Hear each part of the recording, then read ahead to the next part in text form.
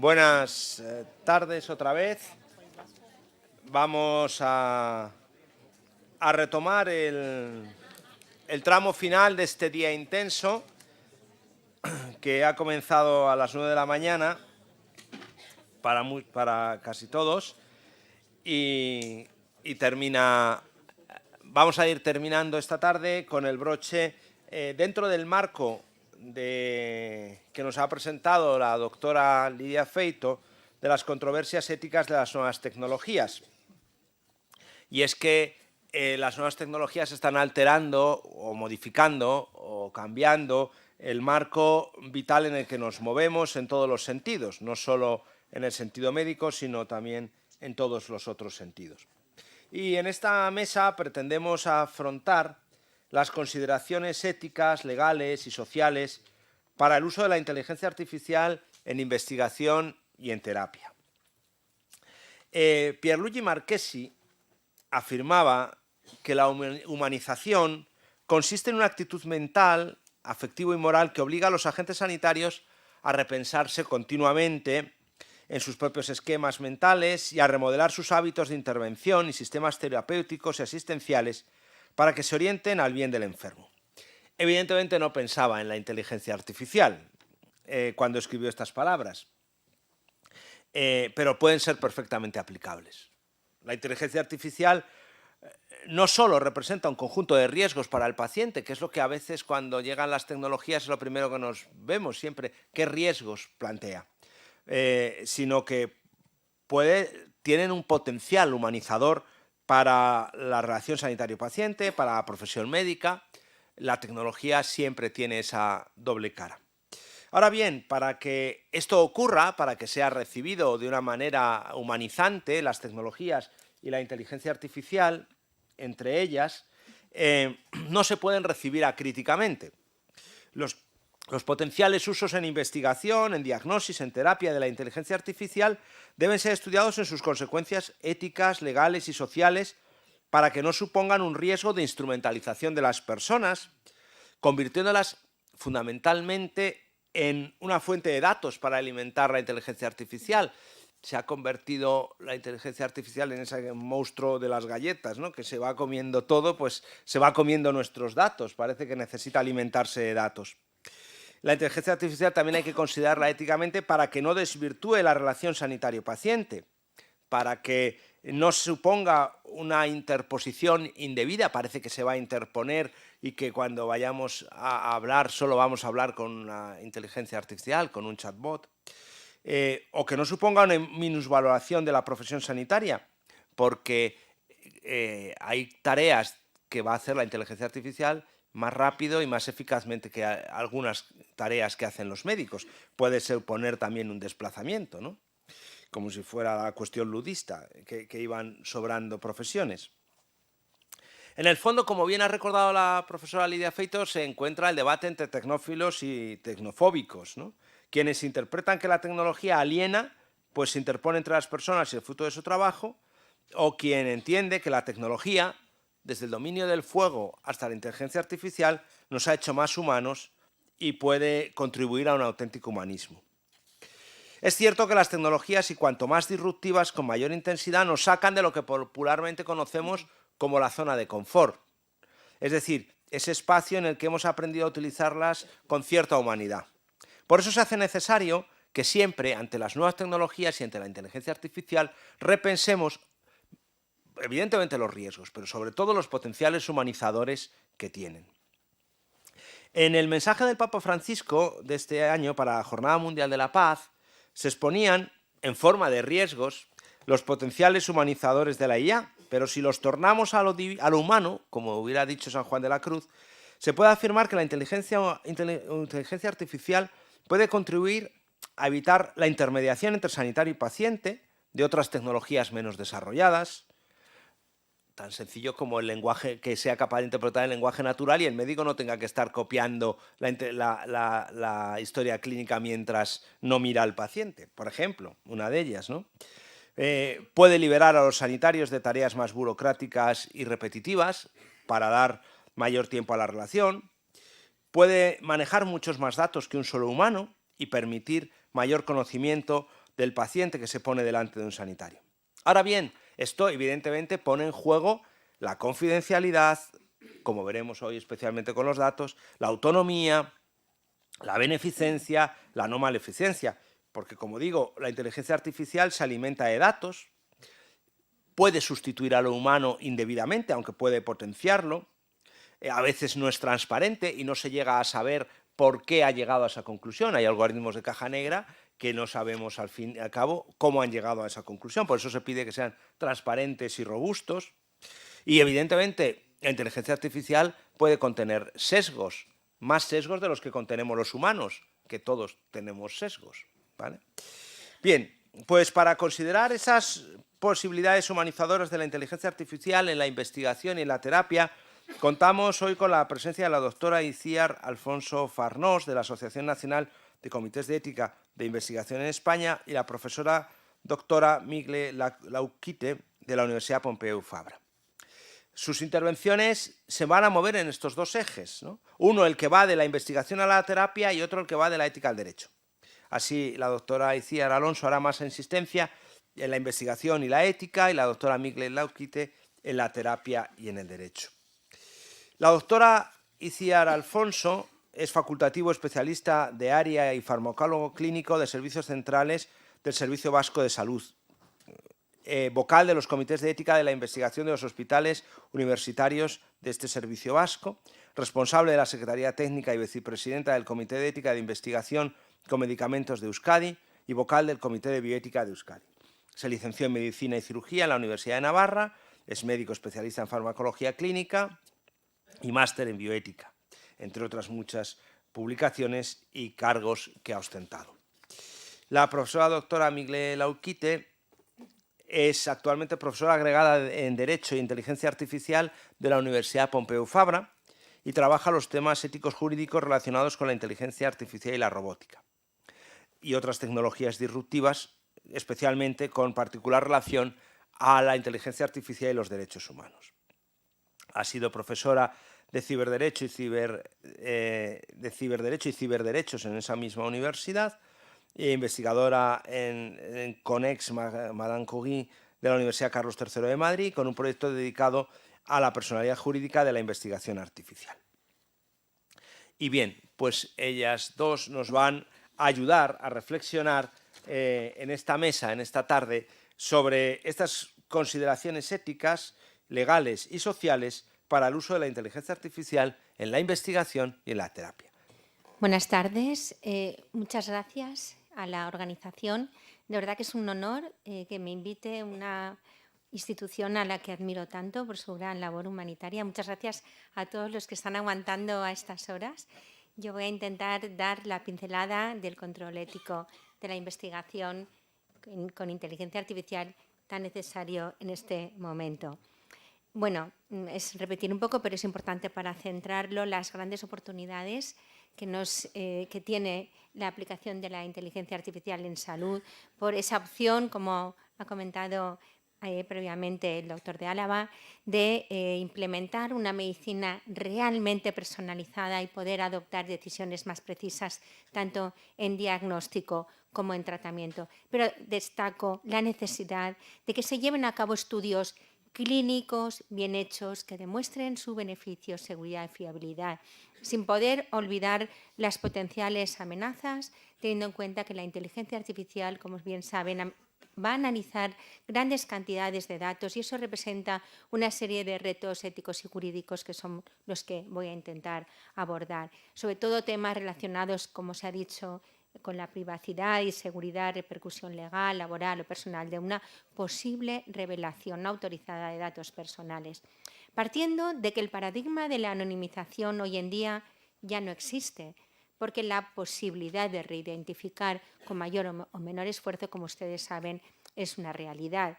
Y que, por otra parte, la auténtica anonimización, como se ha dicho previamente, lo que nos va a llevar a que podamos perder la capacidad de correlacionar esos datos con otros datos que pudieran surgir en el futuro, aspecto súper importante en salud. Bueno, en relación a esa necesidad de hacer estudios, pongo como ejemplo un estudio que se publicó en New England en 2019, que concluyó que Apple Watch detectaba fibrilación auricular con una precisión del 84%. Bueno, aquí lo que quiero resaltar es que en esta publicación ya hacía referencia a la aprobación del estudio por un comité de ética de la investigación. Por lo tanto, partiendo de que la investigación en biomedicina es fundamental para avanzar en el conocimiento científico, solo puede realizarse esta investigación con una adecuada protección de las personas que en ella participan. Y con una súper breve recuerdo histórico, saben ustedes que a partir del Código de Nuremberg, que se elaboró por el juicio que tuvo lugar en esa ciudad a los criminales nazis, se pasó de la mera autorregulación, también se ha mencionado previamente, a la necesidad que tenemos los humanos de una exigencia legal de que los estudios sean aprobados por un comité ético. Y en este sentido se publica también la Declaración de Helsinki, que establece, como ustedes saben, los principios éticos que deben guiar toda investigación con material humano o con información identificable, afirmando que todo estudio tiene que estar descrito, tanto su metodología como las diferentes características, en un protocolo que será aprobado por un comité ético. ¿Y qué comité tiene que evaluar esta investigación? Bueno, en este momento en España hay dos tipos de comité.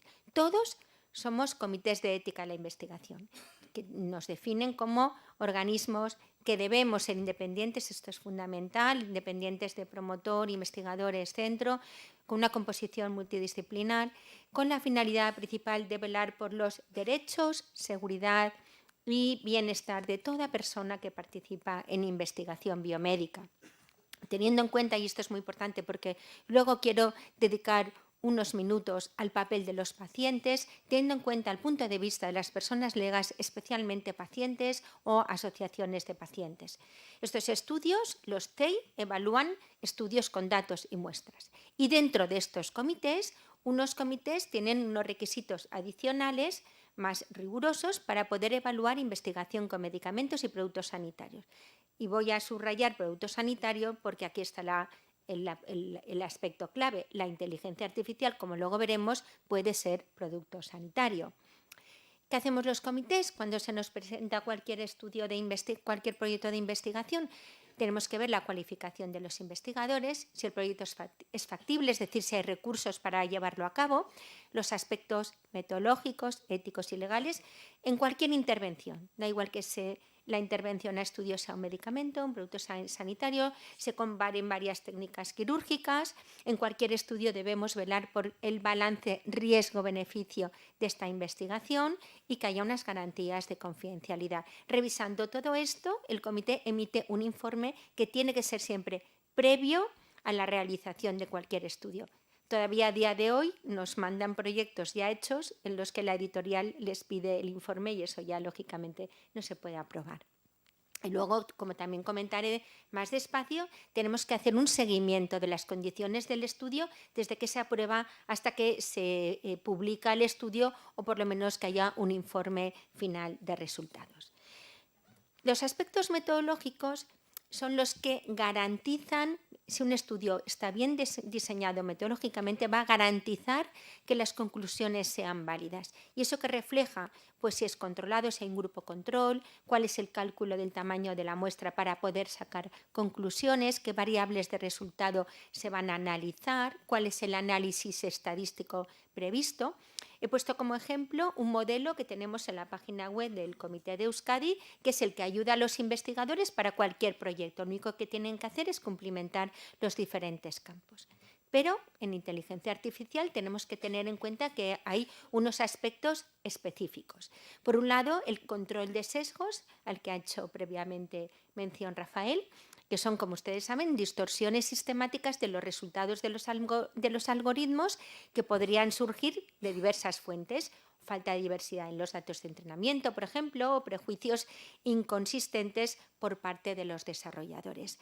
Debe describirse cuáles son las medidas para garantizar un funcionamiento seguro y reflejar la información sobre los algoritmos que, como ustedes saben, tienen que realizarse con datos exactos y tratados bajo metodologías apropiadas, tanto en la fase de diseño o precomercialización o en la fase de implementación, que puede llevarse a cabo a través de una validación interna en una población con representatividad similar a los datos de entrenamiento o externa en conjunto de datos de cohortes que sean diferentes. Y aquí, idealmente, como he comentado en relación a esa necesidad de estudios clínicos, esta validación externa debería realizarse de forma prospectiva e idealmente mediante ensayos clínicos aleatorizados.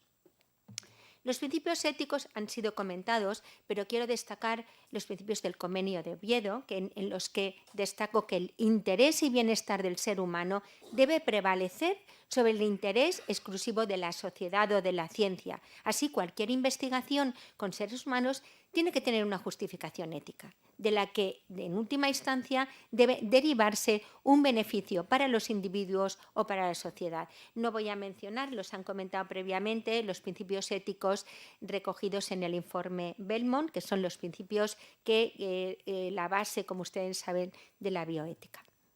Pero hay riesgos éticos que son específicos de la utilización, de la aplicación de tecnología con inteligencia artificial.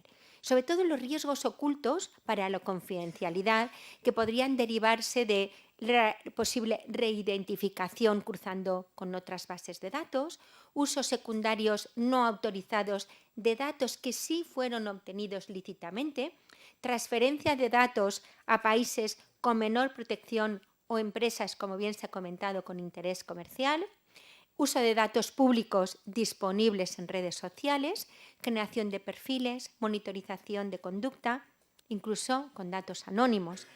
Y sobre todo, la opción de estigmatizar poblaciones vulnerables, incrementar desigualdades sociales o marginar colectivos con menor acceso a los ámbitos donde se generen los datos.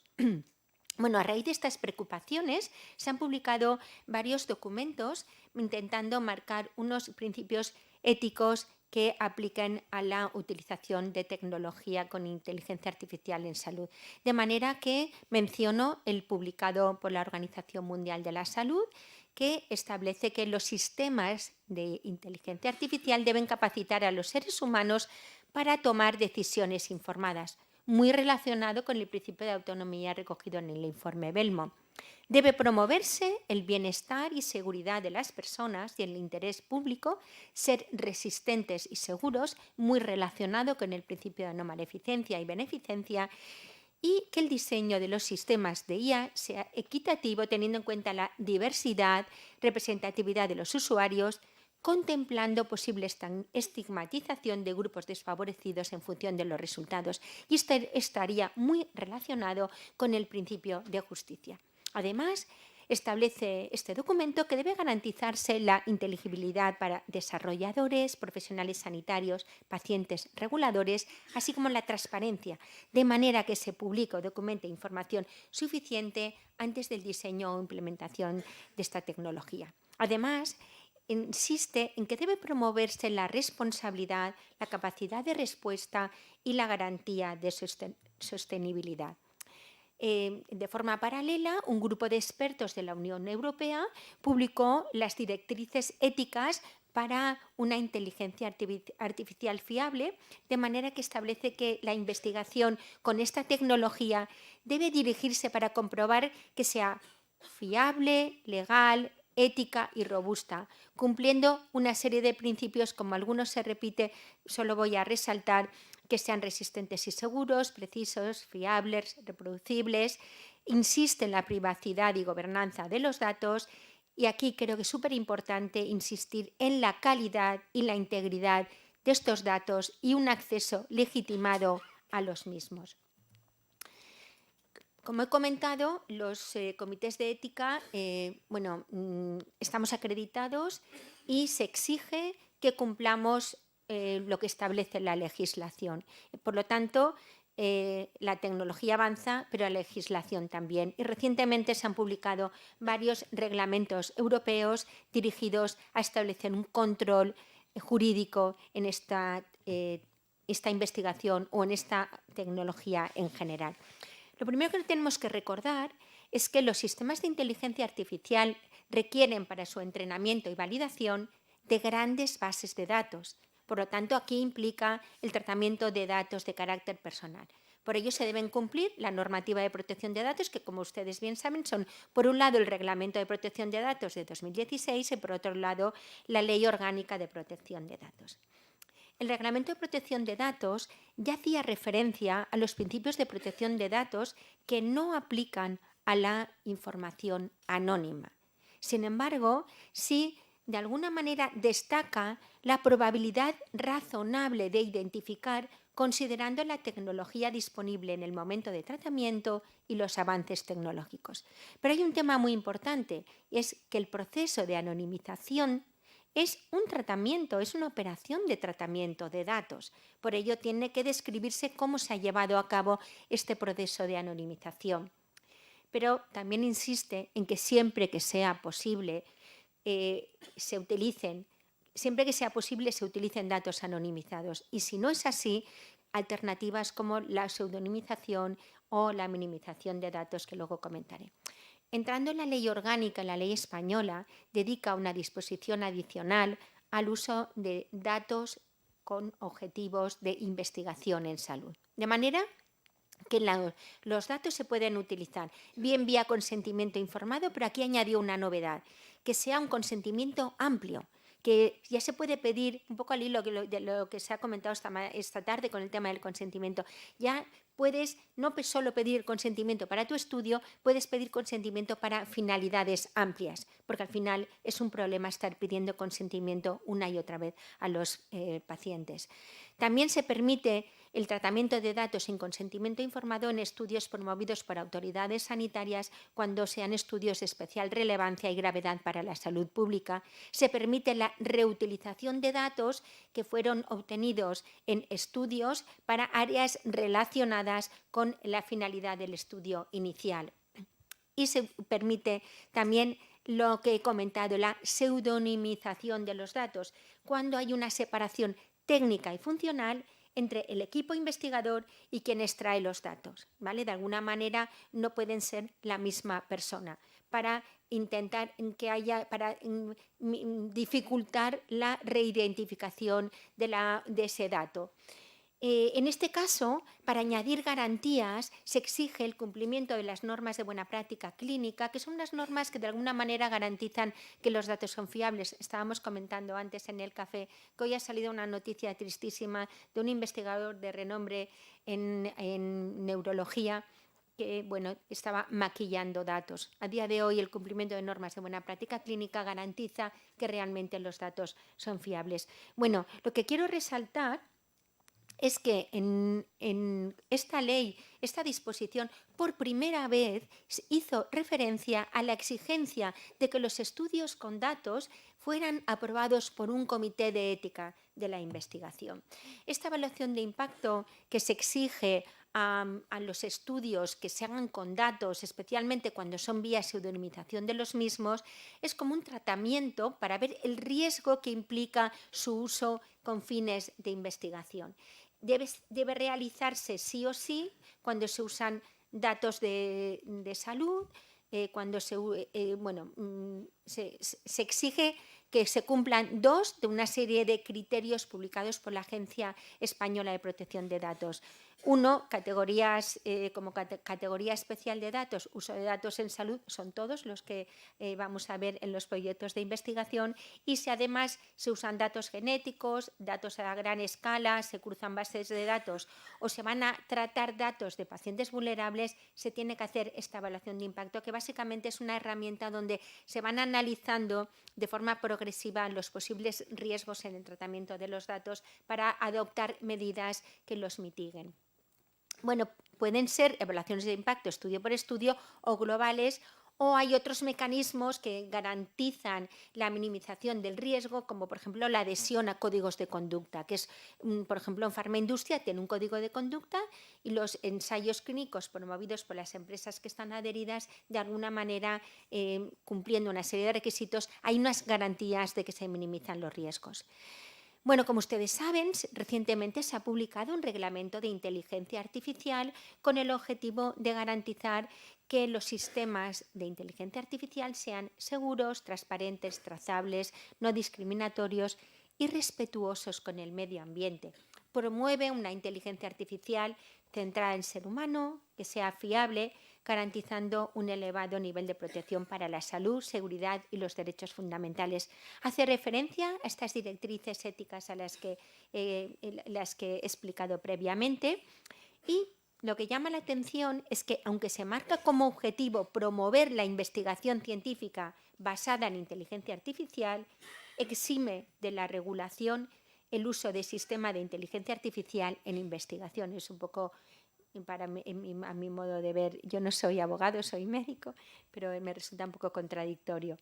Y propone, esto es algo muy novedoso, clasificar los sistemas de inteligencia artificial según el riesgo que suponga para los usuarios, insistiendo en la necesidad de evitar sesgos. De manera que, por un lado, hace referencia a los sistemas que tengan un riesgo mínimo, por ejemplo, filtros de correo no deseado, riesgo específico de transparencia, de manera que, por ejemplo, como ejemplo, establece que los sistemas como los chatbots informen a los usuarios de que están interactuando con una máquina. Hace referencia a los sistemas de inteligencia artificial de alto riesgo, que son aquellos que tienen un posible riesgo para la salud, seguridad o derechos fundamentales, y aquí estarían los softwares médicos basados en inteligencia artificial. Y lo que exige en este caso es que haya una vigilancia por el ser humano continua. Y, por supuesto, hace referencia a sistemas claramente prohibidos, como serían aquellas técnicas que de forma deliberada manipulen con objeto de alterar de forma sustancial el comportamiento. Es importante contemplar que los sistemas de inteligencia artificial, que son productos sanitarios, siempre van a ser de alto riesgo. ¿Y por qué hablo de producto sanitario? Porque, como hemos comentado previamente, las herramientas de inteligencia artificial pueden ser clasificadas, consideradas como producto sanitario.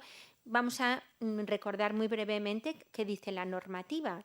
Define producto sanitario como todo instrumento, dispositivo, programa informático destinado a ser utilizado en personas con algún fin médico, que puede ser diagnóstico, prevención, seguimiento, pronóstico, tratamiento, enfermedad, discapacidad. No solo eso, sino que hay un reglamento europeo de 2017 de productos sanitarios que de forma explícita dice que un programa informático o software puede ser producto sanitario.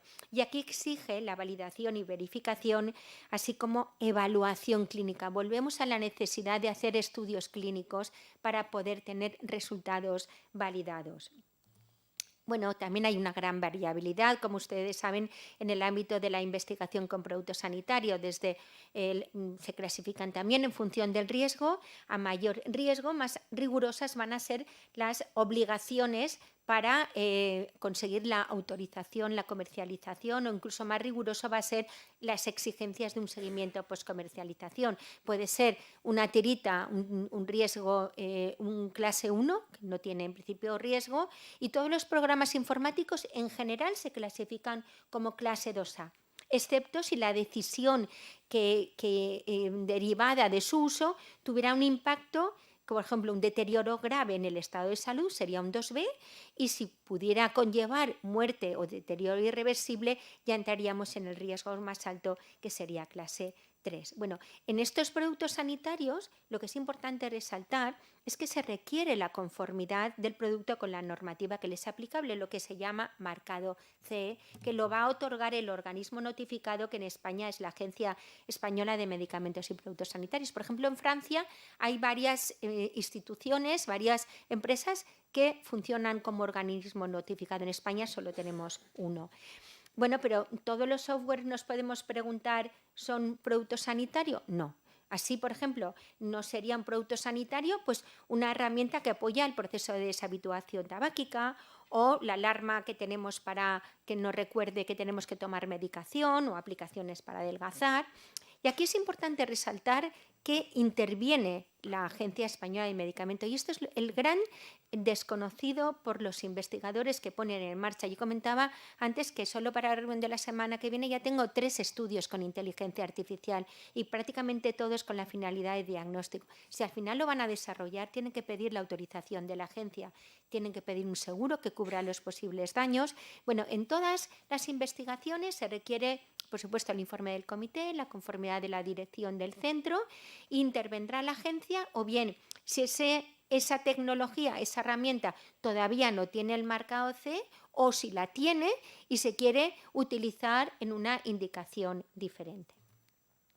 Bueno, y para ya liar más el problema, pues tenemos aquí encima de la mesa, como ustedes saben, una propuesta de reglamento sobre espacio europeo de datos sanitarios que se pretende publicar con el objetivo de crear un espacio común en el que las personas puedan controlar sus datos electrónicos. Aquí ya no habla de dato en papel, aquí ya solo habla de datos electrónicos y podrán ser utilizados por investigadores, innovadores, responsables políticos, siempre de una manera fiable y segura, respetando la privacidad.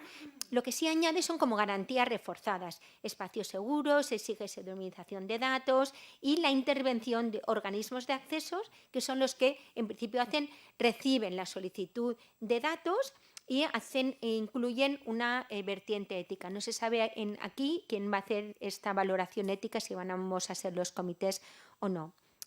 Añade un tema importante para reflexionar, que es que dice que desde la perspectiva ética hay un deber moral de compartir esos datos para beneficio del interés general. Hemos hablado de los principios éticos siempre, el beneficio de la persona sobre el beneficio de la colectividad, pero aquí mirar qué dice, ¿no?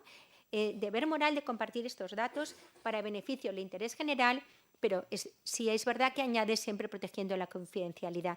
Diferencia entre uso primario de datos sanitarios, que son los que facilita la asistencia, y el uso secundario de datos. Bueno, ya desde el punto de vista práctico, muy brevemente, voy a contar cómo hacemos los comités. Pues lo que hacemos, esto es un checklist, elaboración propia. Para ver si el investigador es adecuado, le pedimos un currículum que nos aporte un informe que explique cuál es su práctica habitual, si la participación puede conllevar o no riesgos, por si tuviera que aportar un seguro específico, para ver si se dispone de las instalaciones adecuadas, visto bueno del centro. Un compromiso de cumplimiento de normas de buena práctica clínica. Si es producto sanitario, tendrá que tener un monitor externo que garantice, que verifique que los datos de la historia clínica se han recogido fielmente en el cuaderno de recogida de datos, que se justifique la pertinencia en relación al conocimiento científico disponible, la justificación ética en relación al balance riesgo-beneficio, que se contemple la posible discriminación, que si es producto sanitario contacte con la agencia y, como he comentado, los aspectos metodológicos. En relación al cumplimiento de la normativa de protección de datos, lo más importante para nosotros, resumiendo, es que haya un plan de protección de datos que explique quién es el responsable y cómo va a garantizarse la confidencialidad en el manejo de la información, especialmente cuando los datos se obtienen de la historia clínica, nosotros siempre exigimos que esos datos sean obtenidos por el profesional sanitario. La solución podría estar en tener una historia clínica anonimizada, que ya hay empresas que lo tienen desarrollado para garantizar no solo la investigación, sino también la docencia. Ese es otro tema. ¿Consentimiento informado se puede pedir en una investigación con tanta cantidad de datos? Es muy difícil. Y somos conscientes de ello, como ahora comentaremos. Pero si en un momento dado se plantea consentimientos amplios, es decir, el paciente entra en el hospital y se le pide consentimiento para uso futuro de sus datos con fines de investigación, se tendrá que informar sobre que ese estudio será aprobado por un comité, posibles fines y qué medidas de seguridad se van a adoptar. Pero como he comentado, es imposible o prácticamente es impracticable obtener el consentimiento informado para el desarrollo y validación de tecnología Big Data. Por lo tanto, La normativa hoy nos lo permite, pero tenemos que tener muy claro a la hora de aprobar estos estudios en los que se plantea realizar sin consentimiento informado que la investigación implique un riesgo mínimo, que no pueda llevarse a cabo sin esta exención de consentimiento informado y sobre todo que tenga un valor social importante, verificando siempre, como he comentado, el cumplimiento de la normativa de protección de datos. Para ello es súper importante que los comités nos coordinemos, con las agencias de protección de datos, con las agencias reguladoras en investigación con producto sanitario, para ir todos de la mano, como ahora comentaré. Y aquí está la gran pregunta. ¿Los comités estamos preparados para evaluar esta investigación? Bueno, quiero compartir con ustedes que el Real Decreto que regula nuestra composición es el que regula los ensayos con medicamentos, es decir, se exige que haya médicos, personal de enfermería, representantes de los pacientes, farmacéuticos. Y sí que es verdad que dice que cuando el comité no reúna los conocimientos y experiencia necesarios para evaluar un determinado estudio, recabará el asesoramiento de al menos a una persona experta en cuando sea investigación con productos sanitarios. Por ejemplo, nosotros en el Comité de Euskadi ya hemos incluido expertos en tecnología con inteligencia artificial. También se exige que forme parte el delegado de protección de datos de nuestro comité y tendría que ser una exigencia, que formaran parte o ingenieros de datos, bioinformáticos o a lo mejor crear comités especializados para evaluar esta investigación. Además, tenemos que adaptar los requisitos y un aspecto fundamental que hoy se ha comentado, formación. Tenemos que dar formación tanto a investigadores, miembros de comité y otro tema importante es que los datos vienen de distintos centros y el investigador se vuelve loco si tiene que pedir la aprobación del comité de todos los centros de los que van a sacar datos. Por lo tanto, es importante avanzar en el dictamen único, que es una realidad de la investigación con medicamentos, pero en productos sanitarios todavía no lo es, porque en el memorando de colaboración que se elaboró se excluyeron. Por ello, podemos diferenciar dos situaciones. Si la inteligencia artificial es producto sanitario, entonces, ahí sí que se hace referencia al dictamen único, aunque, como he comentado, no se ha desarrollado un memorando de colaboración. Pero cuando no es producto sanitario, la Ley de Investigación Biomédica menciona que deberá haber un dictamen único, pero tampoco lo ha desarrollado. Para ello, como he comentado, ANSEI, es la Asociación Nacional de Comités de Ética en la Investigación, fue creada con la finalidad de formar a miembros de comités, investigadores y ser un espacio común para compartir criterios de evaluación. Vimos esa necesidad de avanzar en un dictamen único y lo que hicimos ya en el noveno Congreso, en 2023, publicamos el resultado de un grupo de trabajo para establecer unos criterios comunes de evaluación de estudios que no sean productos sanitarios ni medicamentos. En relación a los productos sanitarios, hemos elaborado también un documento, un memorando de colaboración, que lo vamos a sacar ahora a consulta pública, y hemos puesto en marcha un grupo de trabajo para avanzar en un checklist para los comités que les ayude a evaluar esta herramienta. De este grupo de trabajo forman parte ingenieros, juristas y bioeticistas. Bueno, también hemos publicado un boletín, les animo a consultar la página web de ANSEI.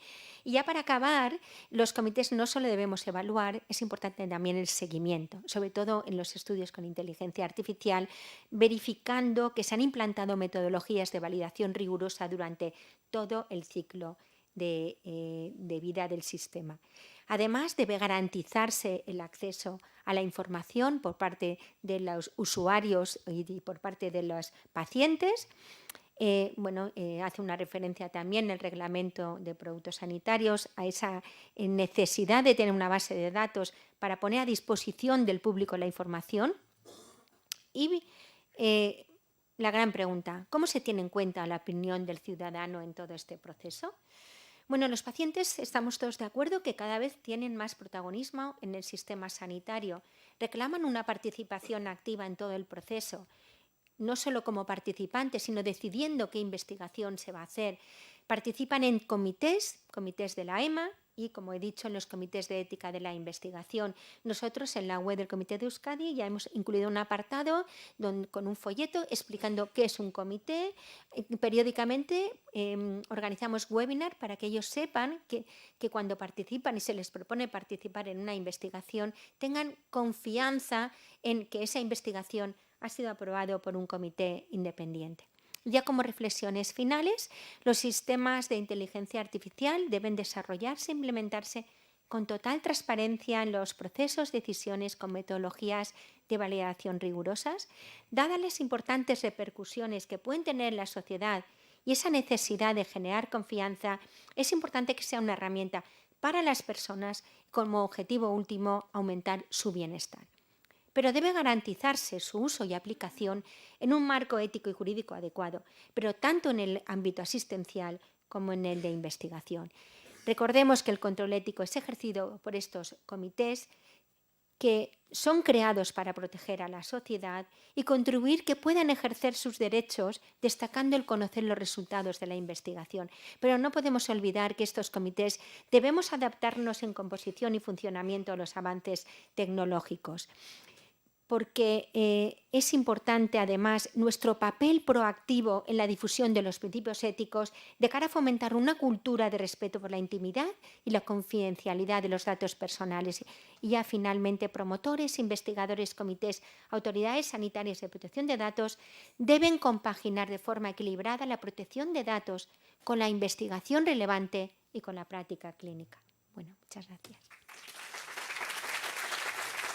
Tiene la palabra ahora la doctora Migle Laukite, que nos va a hacer reflexionar, a ayudar a reflexionar sobre pues la inteligencia artificial también y su uso en terapias y el derecho.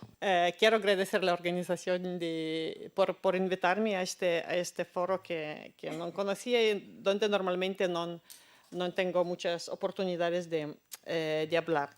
Como siguiendo un poco la mesa anterior, podría decir, estoy de acuerdo con ICIAR, porque ICIAR ha hecho un abanico ha tratado el tema en modo muy amplio y por lo tanto yo tengo poco que añadir, pero también sé que a estas horas, si os repito algo, tampoco está mal, ¿no? Y también estando en lo mismo tiempo muy consciente del hecho que entre vosotros y la cena soy yo. Entonces lo tendré en cuenta, ya lo veréis que vamos a ir, más rápido. Mi tema es más hablar de la terapia, si bien es muchas veces como cuando hablamos de la inteligencia artificial en medicina, tenemos que tener otros aspectos en cuenta también como el diagnóstico, administración, gestión, investigación, pero yo miraré más terapia, si bien es obviamente muy complicado separarla de otros temas. Y también hablar de inteligencia artificial que está por todos lados y en todos sitios. Lo que me parece importante también empezar a hablar no solo de inteligencia artificial predictiva, sino también de inteligencia artificial generativa, ¿no? Y estos son temas que pienso que estamos moviéndonos ya, abandonando predictiva y vamos más verso generativa y que también genera nuevos datos a diferencia de la predictiva, ¿no? Aquí en la pantalla podéis ver la diferencia. En caso de predictiva se calculan las probabilidades, ¿no? Que no certezas ni las verdades, las probabilidades que algo pase, ¿no? Cómo paciente reaccione y demás aspectos, ¿no? En la generativa también se propone cosas, pero se genera datos nuevos y se genera, en este caso, también nuevos datos médicos. Y yo pienso que el nuevo reto con el que tendremos que tratar, también teniendo en cuenta que, de nuevo, inteligencia artificial muchas veces parece que funciona mejor que los médicos. Aquí también podéis ver en la pantalla la conclusión ya en el 2019 que los algoritmos han sido mucho más avanzados en identificar las células tumorales que los patólogos. Y veo que profesor Ábalos ya se ha ido y que estaba preguntando en el mes anterior si patólogos aún sirven. Pues según esta imagen de 2019 ya son 5 años que no sirven. Pero ya que se ha ido, no le decimos. Porque yo honestamente pienso que médicos como profesor Ábalos sirve y cómo.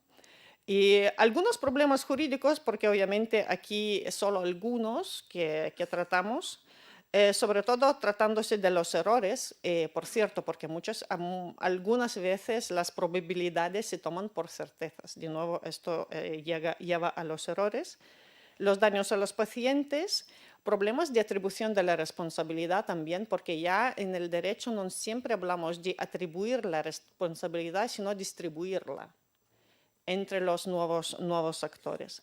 Protección de datos, que Iciar aquí has dado una clase maestral, entonces yo ya animo sobre este punto. Confianza en los médicos me parece también muy importante. En el mes anterior hablábamos de compasión, pero me parece también muy importante hablar de la confianza en los médicos, en el sistema sanitario, en sanidad pública además, obviamente también en la privada. Y claramente las certidumbres en relación a los resultados que se relacionan con problemas de errores. También habría que hablar de la seguridad informática. Muchas veces hablamos de robos de datos. En Barcelona tuvimos grandes casos de robos de datos, bloqueo de los sistemas, accesos ilegales, discriminación y sesgos, accesibilidad e igualdad también, en el sentido de igualdad, de poder acceder a los beneficios de la inteligencia artificial. Y también hablando de los sesgos, nos también miramos a las referencias que nos vienen también los datos de los Estados Unidos sobre las diferencias del tratamiento, diferencias de los sesgos que se tienen en la colección recogiendo los datos y entrenando los algoritmos en base a los datos que se tienen, en este caso sobre la piel, guarda caso siempre blanca y nunca de otro color. Y obviamente la detección del cáncer sobre la piel clara es mucho más, da resultados mucho más precisos. También tenemos grandes dudas sobre la transparencia y explicabilidad. En el derecho se habla mucho de transparencia, entonces entender qué datos se utilizaron, pero también explicabilidad, es decir, entender cómo funciona, cómo se llega a un resultado. Y obviamente sí puede ser transparente, pero sí puede no ser comprensible. Si os dan unas listas, unas hojas, me acuerdo de unos casos judiciales también en Estados Unidos, una empresa ha sido muy transparente, ha entregado 1.200 páginas del código. Y para adelante leerlo y entenderlo. Entonces allí estamos hablando de explicabilidad, que el código no basta, sino tenemos que también poder entender lo que tenemos adelante. La ley de la inteligencia artificial, que de nuevo Iciar nos ha despejado, me despejó camino un poco, no un poco como estos barcos que rompen el hielo, ¿no? En el Antártico, yo detrás con mi canoa chiquilina explicando las cosas ya obvias. Supervisión humana es muy importante y en este caso, en este contexto en lo que estamos, la supervisión médica es lo más, hablando de inteligencia artificial aplicada en este contexto. Y el problema que veamos es que esta supervisión es muy frágil y ahí hablamos de las falacias cognitivas y también que muchas veces la gente asume que los sistemas son siempre correctos, que no hay probabilidades, hay solo verdades. Y probabilidad no es verdad, ¿no? Y también por falta de conocimientos, pero también por cómo hecha la mente humana, que buscamos las soluciones más fáciles. Si tú tienes la pantalla que te dice una cosa, pues tú dices, mira, el chisme lo sabe mejor que yo. Y también hay otros contextos, estos no son contextos médicos, yo quiero esperar, pero otros contextos donde ni te conviene contradecir el resultado de los sistemas de inteligencia artificial. Hablamos de las bancas. Si la banca rechaza el mutuo, la persona que trabaja en la banca no tiene ningún interés de contradecir su empleador, ¿no? Entonces, como supervisión humana se pone sobre la mesa como una solución de todo. Así tenemos la inteligencia artificial segura y confiable, y eso no es la manera. Y el problema grande es, entonces, ¿qué hacer? ¿No? ¿Cómo garantizar que la supervisión humana sea de calidad, sea seria, que genere la confianza de la sociedad? La seguridad es otro grande problema. Hablamos de robustez técnica, pero también la resiliencia a los ciberataques, mal usos accidentales. Y también en estos contextos que veáis sobre la pantalla, obviamente los problemas pueden ser muy graves, tanto en la predicción, prescripción de las medicinas, gestión de las cartelas clínicas y demás aspectos. Es un problema muy grave que también en España, en Europa, en Estados Unidos, en todo el mundo. Y obviamente, por ejemplo, si tenemos problemas con la visión artificial y la interpretación de la imagen, estuvimos hablando con Iciar y con Rafael sobre el hecho que hoy en día ya la interpretación de la imagen está ofrecida al médico, y los médicos tienen como, ya se deja de enseñar a los médicos la identificación de la imagen, ¿no? Buscar en la pantalla donde está el cáncer, ya hay muchos sistemas que te lo dicen a ti, tú haces clic con el dedo, que sí es esto, pero si tendrías que buscarlo tú, a lo mejor tendrías más problemas. Por lo tanto, se está perdiendo una parte de conocimientos, y también es algo que preocupa bastante. Y de nuevo, siempre acabamos con la supervisión humana, que si se toma no en serio, obviamente no es suficiente. Y yo pienso que estoy ya andando depresión total, que no os quiero deprimir antes de la cena, pero también pienso que durante la cena podéis como levantaros de ánimos con las herramientas a la mano, lo que encontraráis. Y yo en tanto voy con más que todo mal. Es como este pájaro negro de mala suerte, que por cierto, me vestí también de negro, vamos. Por lo menos la jaca va. También en derecho nos también preocupa mucho las cuestiones de autonomía, ¿no? ¿Quién decide, cómo decide? Y cuánta autonomía dejamos a pacientes y a los médicos, en este caso, introduciendo siempre más un otro actor, en alguna manera, ya en este triángulo, en alguna manera. Y, por ejemplo, aquí tengo el ejemplo del sistema de soporte de toma de decisiones clínicos. Si tenemos un médico, un paciente, y tenemos un sistema al lado, hablamos tanto que el sistema de inteligencia artificial puede dar las sugerencias sobre probabilidades, estrategias de terapia y rehabilitación. Y también es una segunda opinión, una alternativa a lo que dice el médico, porque, por otro lado, pregunta es si el médico es libre de no seguir la sugerencia, no seguir las probabilidades. Tiene que justificarlo. Y lo mismo si el paciente tiene que aceptar la sugerencia. Y esto que pienso que en muchos casos el uso de estos sistemas también puede generar más conflictos entre los médicos y los pacientes, y poner a los médicos en una situación más frágil, desautorizándoles, porque muchas veces ahora escuchamos al médico y aquí tenemos de médico y un sistema de inteligencia artificial y los resultados son interpretados por el médico, pero si perdimos confianza, estas interpretaciones ya no nos vale y esto de nuevo me lleva a la inteligencia artificial generativa, donde nos vamos a buscar las respuestas. Y inteligencia artificial generativa también hace muchos errores.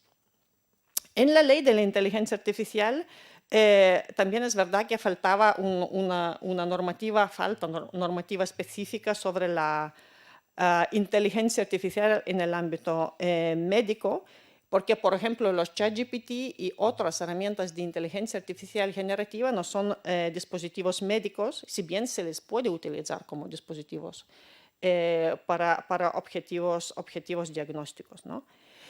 Un tema que pienso no se habló era el pasaporte de inteligencia artificial para los dispositivos médicos que se propuso en la Unión Europea y también el espacio europeo de los datos, mencionado por Itziar también, que tendría que ayudarnos en alguna manera para crear este mercado único para los sistemas de inteligencia artificial médicos ad alto riesgo, porque cualquier aplicación de inteligencia artificial médica, según la normativa de la inteligencia artificial, es un sistema de alto riesgo que tiene que ser tratada con más atención. Lo que estaba diciendo antes, Iciar, sí que aquí quería decir una cosa. No, pero en esta diapositiva aún no. Por ejemplo, la ley de inteligencia artificial habla de prohibir las prácticas de manipulación y explotación, pero son legales en las prácticas legales en el contexto de un tratamiento médico. Entonces, la manipulación y explotación de que la normativa prohíbe está permitida en el tratamiento psicológico de una enfermedad mental o rehabilitación física cuando dichas prácticas cumplen con la normativa. Por lo tanto, la ley de la inteligencia artificial abre unas ventanas y como tiene en cuenta que la normativa va por un lado, pero el mundo de la salud, el mundo de la aplicación médica necesita algunas excepciones y una visión un poco más distinta, ¿no? También la prohibición sobre los sistemas que pueden inferir las emociones en lugares de trabajo y centros educativos. Ya gustaría a mí inferir las emociones de mis alumnos, si bien son bien pintadas en las caras, como a veces demasiado.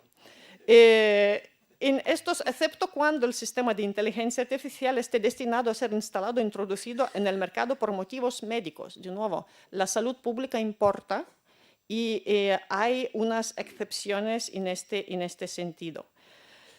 Y lo que sí que me parece importante subrayar es que muchas veces muchos médicos, por lo menos lo que he hablado yo, estaban como un poco preocupados por la sustitución, pero yo pienso que en esto no hay tanto peligro, pero seguramente el médico que entiende, se interesa, aprende, entender cómo funciona la inteligencia artificial, es un médico que sabe mucho más que un médico que no se interesó, ¿no? Obviamente es una pregunta aparte hablar del hecho cuánto es accesible el estudio y aprendizaje sobre inteligencia artificial en las universidades y en los centros educativos, en cursos de actualización para los profesionales de la medicina. Pero me gustaría subrayar siempre que la responsabilidad sigue siendo de los profesionales de la medicina, de los médicos, y es una herramienta al momento que ayuda, pero no sustituye. Si bien la tentación de delegar, de confiar ciegamente es enorme, pero la responsabilidad hoy, al menos, es de las personas personas humanas. Y obviamente hablamos siempre de lo mismo, de alfabetización, del conocimiento, de la instrucción, preparación, conocimiento, integración de estos sistemas en sistemas informáticos que existen ya. Y también hablamos siempre de confianza. Si ayer hemos siempre hablado que medicarse en Internet no hace falta, hay profesionales. Y ahora el peligro es que la gente se medique con la inteligencia artificial generativa, y por eso que de nuevo tendremos que defender el papel de los médicos. Y esta era la última diapositiva, pero sobre lo que estaba diciendo Iciar, que no entendía por qué si quiere promover investigación, la investigación está excluida desde la ley de la inteligencia artificial, pues está excluida para dejar investigación en paz y no someterla a todos los requisitos de cumplimiento que esta ley establece. Porque muchas empresas ahora han dicho, si tú quieres investigar, pues haz lo que te da la gana. Si quieres ponerlo al mercado y hacer dinerillo, pues mira, te toca que cumplir. Y si no te gusta, para casa. Dicho esto, y muchas gracias por vuestra atención y paciencia.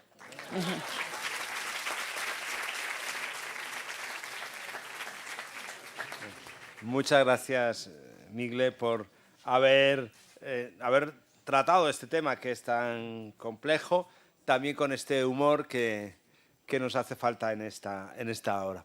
Bien, pues comenzamos el tiempo de preguntas. Si alguien quiere hacer preguntas, plantearnos algunas cuestiones, porque hay muchísimos temas y muchísimas consideraciones que hacer.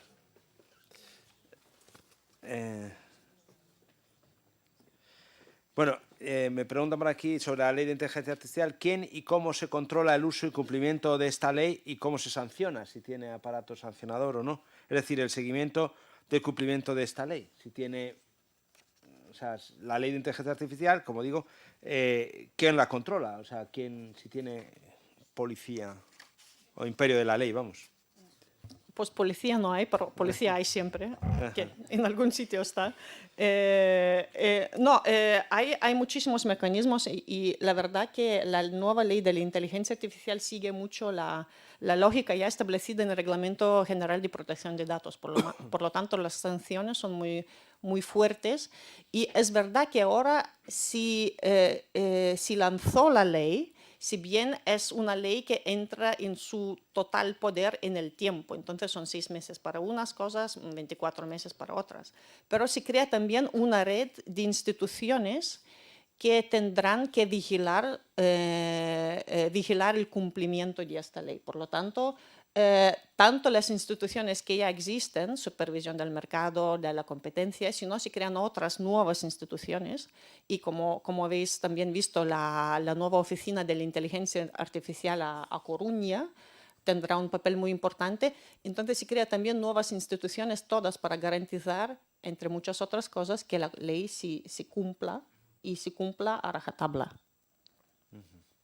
Y sanciones, bueno, sanciones sí económicas tienen, ¿no? Sí. Bien. Pregunta también, ¿cómo medir el nivel de verdad cuando consultamos una herramienta de inteligencia artificial, un sistema de conocimiento de datos de salud?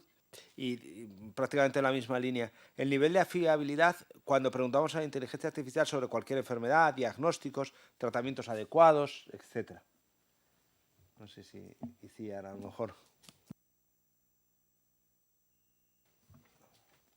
Yo, como he comentado, nosotros lo que hacemos es consultar con los expertos. Al final, yo creo que igual tú puedes contestar mejor a esta pregunta. Nosotros lo que hacemos es, en estos estudios concretos, lo que tenemos son los expertos ingenieros de datos, que son los que verifican, pero estoy hablando de la fase preimplantación, que es en donde entramos nosotros. Que comentabas que lo han excluido, pero al final, si va a ser producto sanitario, yo creo que tenían que haber adaptado y modificado, porque la complejidad de poner en marcha un estudio con una herramienta de inteligencia artificial que va a estar destinada a diagnóstico es brutal.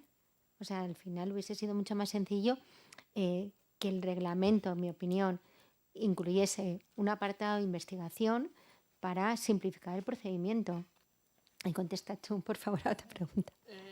No. Esto son visiones distintas porque al final hay que cumplir la ley en el momento en que quieres poner en el mercado. Entonces, antes, por lo menos la ley de la inteligencia artificial, todos los requisitos de transparencia, de los informes, de muchísimas otros requisitos no hay que cumplir. Por lo tanto, ya que estás a nivel de poner en el mercado, ofrecer como servicio, hay que tenerlo todo listo. Pero antes eres libre de investigar, hacer experimentos, hacer lo que no en total, pero dentro de unos límites sí que se puede, por lo menos por lo que es la inteligencia artificial. Bueno, libre. Libre. Control ético lo tienes que tener. Claro, la pero autorización de la autoridad reguladora también, luego libre, o sea, libre de lo que exige el reglamento. Pero que al final hay cosas que son muy lógicas que confluyen. Una supervisión es una monitorización también, ¿no? Que entra dentro de lo que es, o sea, que al final hay cosas que confluyen igualmente. Sí, igualmente confluyen, pero la normativa misma de esta nueva ley, lo que sí había que cumplir antes, sí hay que cumplir, pero la nueva normativa no se aplica. La investigación. Otra pregunta que nos llega dice que si el paciente tiene derecho a ser informado de que su diagnóstico ha sido generado por inteligencia artificial.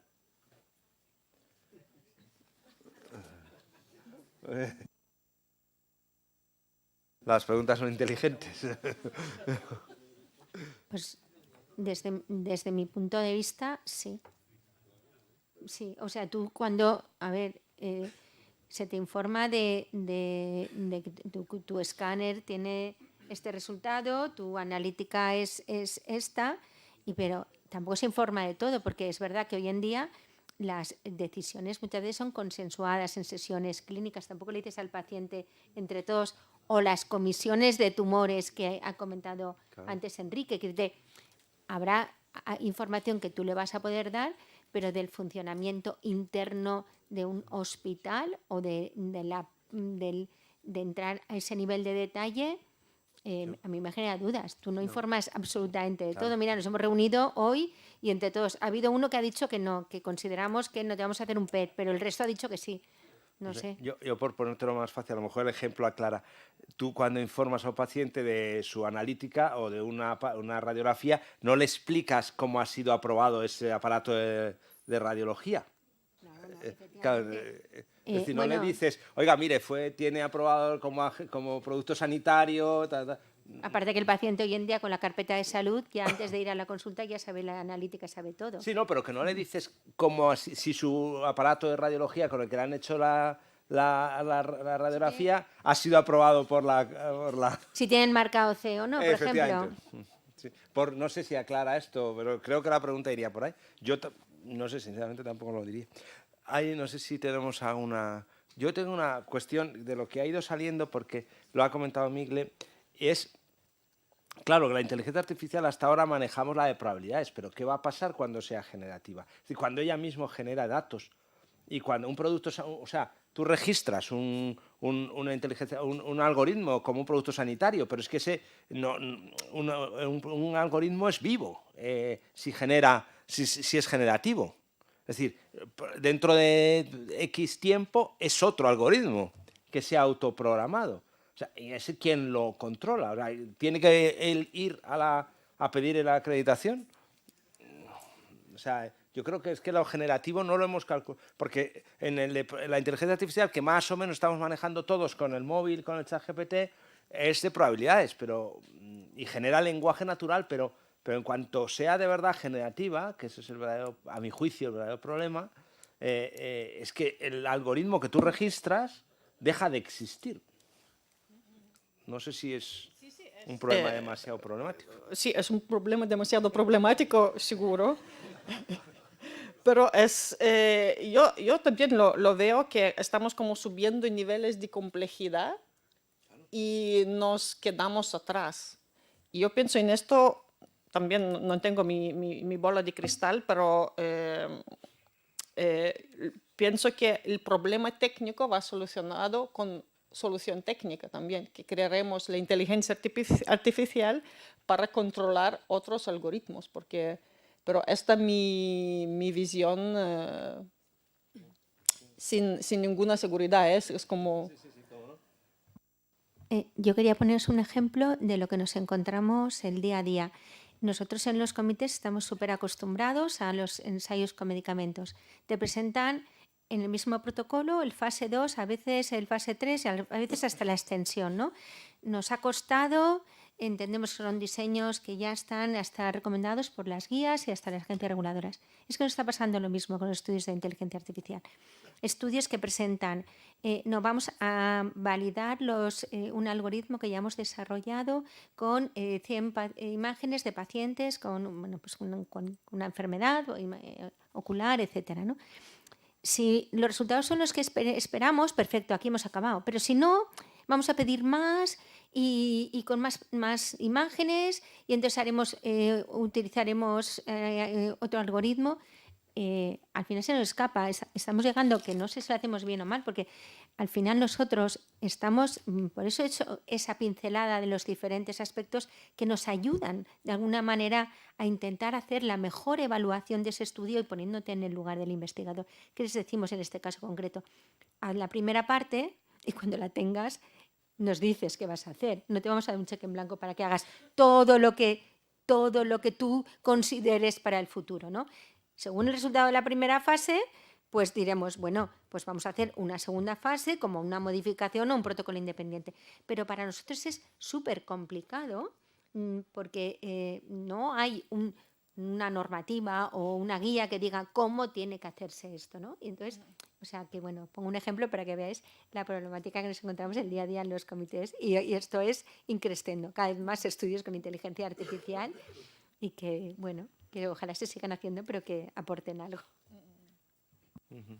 No sé si tenemos alguna pregunta más, porque el campo es, a veces parece ciencia ficción o bioética ficción, pero bueno, esto es, como vais explicando, es real.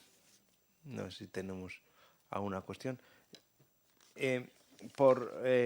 Una cuestión que ha salido simplemente, y por hilarlo con la mesa anterior, que has comentado tú, Itziar, que en el reglamento, en el futuro reglamento de espacio europeo de datos de salud, se habla de la obligación moral de compartir datos, que es un poco lo que ha dicho el profesor Alarcos antes, ¿no? ¿No es eso una especie que a mi juicio no creo que vaya desencaminada la cosa, pero es una especie de donación de datos? Donas sangre, donas datos. Es que es un paradigma completamente diferente. Por supuesto, respetando la confidencialidad, pero siempre hemos tenido interiorizado el beneficio individual, ¿no? Y ahora estamos en un compartir datos que, por supuesto, a nivel de asistencia es brutal. O sea, que tú te vayas a otro país o que vengan personas de otros países y con el uso asistencial es brutal y va a facilitar la investigación. A ver, que es que en este momento el que quiere investigar, cuidado. O sea, trabaja de 8 a 3, se pone a desarrollar un protocolo, le piden luego una evaluación de impacto, pasa por el comité. Yo a veces digo, tiro la toalla, no sé cómo investigan, de verdad. Entonces, va a facilitar, pero siempre respetando que tú, por lo menos, los estudios que se vayan a hacer con esos datos estén en un repositorio que no lo tenemos desarrollado después de la publicación en 2018 de la ley orgánica. O sea, las instituciones no tienen una web donde está. Nosotros tenemos lo tenemos en proyecto, porque tú te puedes oponer al uso de los datos para un proyecto de investigación. Entonces, se puede compartir, pero tú tienes que tener y poder ejercitar tus derechos. No sé qué opinas al respecto. No, yo por la obligación moral de compartir los datos me parece también muy en línea también esto es un espacio europeo de los datos, también en línea con lo que estuvimos en el grupo de la ética de ciencia y nuevas tecnologías de la Comisión Europea. Compartir, también poner sobre la mesa conceptos como solidaridad de los datos, ¿no? Claro. Y empujarlos lo más posible, obviamente respetando los derechos de cada uno y decisiones de cada uno, pero el hecho que hay que compartirles es muy fuerte, en medicina sobre todo. Bueno, pero estamos muy acostumbrados a una cultura de donación de órganos. Es decir, quiero decir que en el fondo sería meternos... En España es el país que más órganos dona. Pero eso, Rafael, España está acostumbrada, Ajá. España lo toma por natural casi, ¿no? La donación del órgano, otros países no. Y Europa es, como somos... Es más que España. Sí, desafortunadamente sí, sí, afortunadamente, pero desde el punto de vista de donación de órganos, ojalá todos los países lo vean como lo ve España, que me parece fantástico. Es que, a ver, al hilo un poco de lo que ha salido en la mesa anterior, teníamos una ley de investigación biomédica, un real decreto de biobancos, donde teníamos un banco de muestras que pueden tener unas características genéticas implícitas con la repercusión que tiene, pero con el dato es que hasta 2018 es que ningún sitio decía si se podía investigar o no, es que no hay ninguna referencia. Es que la ley de investigación biomédica hay que cambiarla ya, porque está absolutamente obsoleta. O sea, excluye estudios observacionales, entonces no es normal que en una ley orgánica, en una disposición, se meta el tema de los datos de salud con fines de investigación. Teníamos que tener pues, un marco normativo que ayude al investigador a hacer una investigación bien hecha y con todas las garantías de todas las personas.